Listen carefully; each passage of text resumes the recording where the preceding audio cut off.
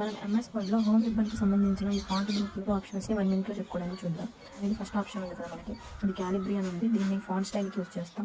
So back end మీరు చూడండి, కొంత డేటా అనేది సెలెక్ట్ చేసి దాని ఫాంట్ అనేది చేంజ్ అవుతుంది. ఈ సెకండ్ బాక్స్ అనేది మనకి ఫాంట్ సైజ్ని ఇంక్రిమెంట్ డిక్రిమెంట్ చేసుకోవచ్చు. సో ఇంక్రీజ్ చేసుకోవచ్చు, డిక్రీజ్ చేసుకోవచ్చు. ఈ థర్డ్ ఏ అని ఉన్న ఆప్షన్ కూడా మనకి ఇలా ఫాంట్ని ఇంక్రీజ్ చేసుకోవచ్చు అండ్ డిక్రీజ్ చేసుకోవచ్చు. సో కింద మనకి బోల్డ్ అని ఒక ఆప్షన్ ఉంది. సో దీన్ని యూజ్ చేసి మనం టెక్స్ట్ని బోల్డ్ చేసుకుంటాం. యూ అని ఉంది కదా, అండర్లైన్ అనే ఆప్షన్, దీన్ని క్లిక్ చేస్తే మనకి టెక్స్ట్ కింద అండర్లైన్ అనేది వస్తుంది. అండ్ మనం టెక్స్ట్ కలర్ని మార్చాలంటే ఇక్కడ మనకి కలర్స్ అనేవి ఉంటాయి. సో వీటిలో మనం ఏదైనా సెలెక్ట్ చేసుకొని, సో నేను రెడ్ కలర్ సెలెక్ట్ చేస్తున్నాను.